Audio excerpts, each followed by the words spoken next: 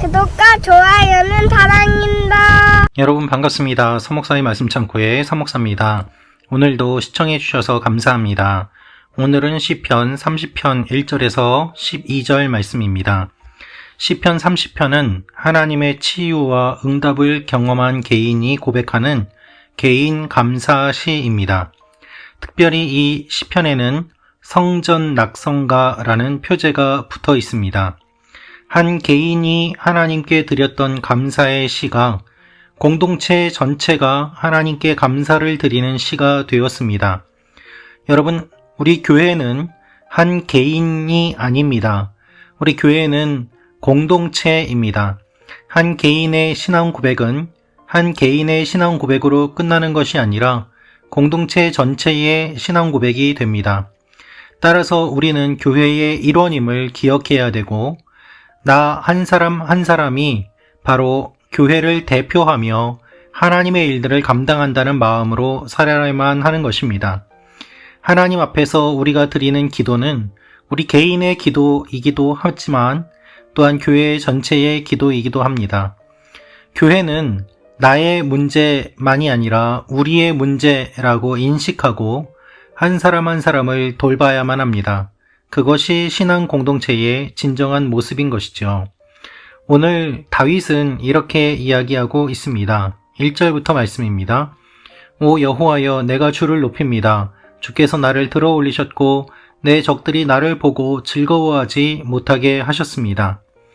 다윗은 하나님을 높입니다. 하나님께서 다윗을 높이셨기 때문입니다.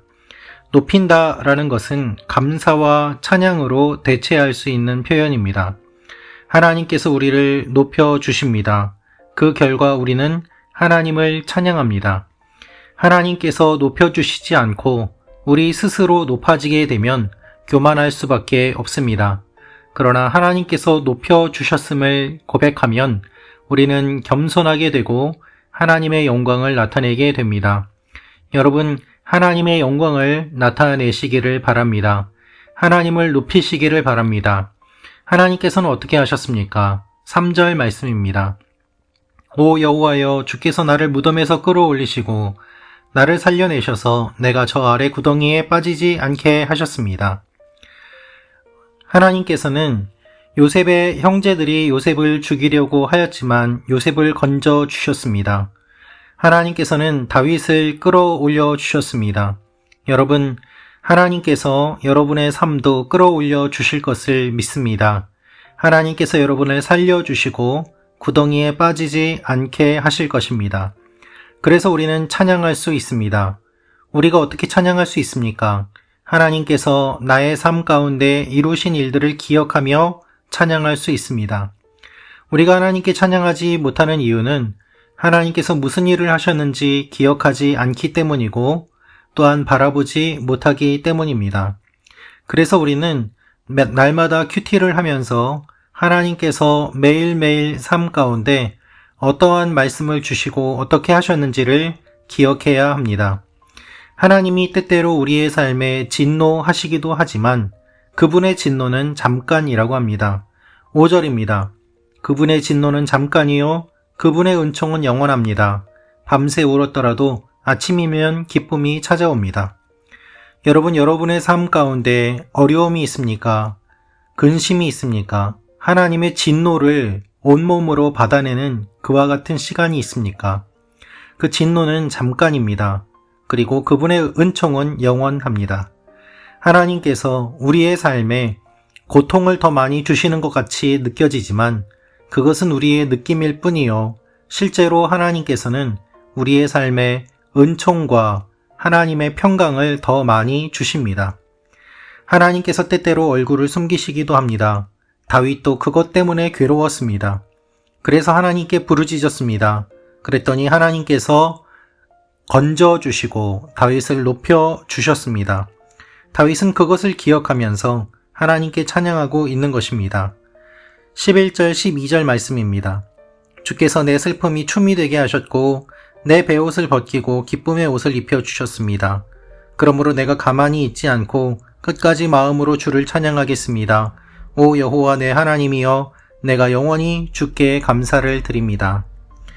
진정한 기쁨이 되도록 하나님께서 우리를 만져주십니다. 슬픔이 변하여 춤이 되게 하시고 베옷을 벗기고 기쁨의 옷을 입혀주십니다. 서구 문화권을 비롯해서 우리가 살아가고 있는 이 사회는 수많은 오락거리들로 넘치고 있습니다. 많은 사람들이 잠시의 즐거움을 위해서 많은 돈을 쓰고 있습니다. 그러나 진정한 기쁨을 맛보는 것은 매우 어렵습니다. 다윗은 하나님이 진정한 기쁨을 주신다고 고백하고 있습니다. 그래서 가만히 있지 않고 끝까지 하나님을 찬양하겠다고 고백합니다. 여러분의 삶은 어떠십니까? 기쁨보다 슬픔이 더 많습니까? 아니면 기쁨이 더 많습니까? 오늘 이 말씀을 통해서 하나님께서 주시는 기쁨이 회복되기를 원합니다.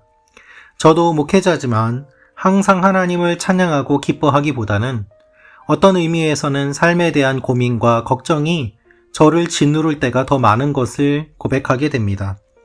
그런데 그럴 때일수록 오늘 말씀처럼 하나님께서 하신 일들을 뒤돌아보며 사실 내가 생각했던 것보다 더 험한 일은 일어나지 않았고 하나님께서는 더 어려운 일이 일어나기 전에 나를 건져 주셨음을 저의 인생 가운데서 많이 경험하였고 그곳을 돌아보며 다시 한번 하나님을 의뢰하고 신뢰하게 됩니다.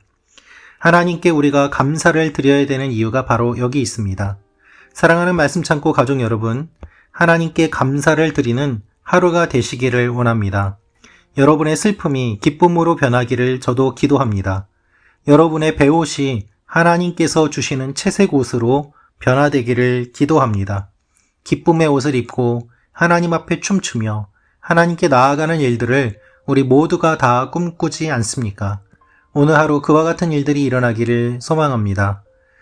여러분께서 생각하지도 못한 놀라운 일들을 하나님께서 계획하고 준비하십니다. 오늘도 그러한 날입니다. 그날을 기억하며 하나님 앞에 나아가는 여러분과 제가 되기를 원합니다. 기도하겠습니다. 아버지 하나님, 우리의 슬픔이 변하여 기쁨이 되게 하시고 우리의 베옷이 변하여 기쁨의 옷이 되게 하여 주옵소서. 말씀 창고 가정 여러분 한 분 한 분의 삶 가운데 하나님께서 간섭하시고 역사하셔서 우리가 생각지도 못한 놀라운 일들이 일어나게 하여 주옵소서. 예수님의 이름으로 기도합니다. 아멘.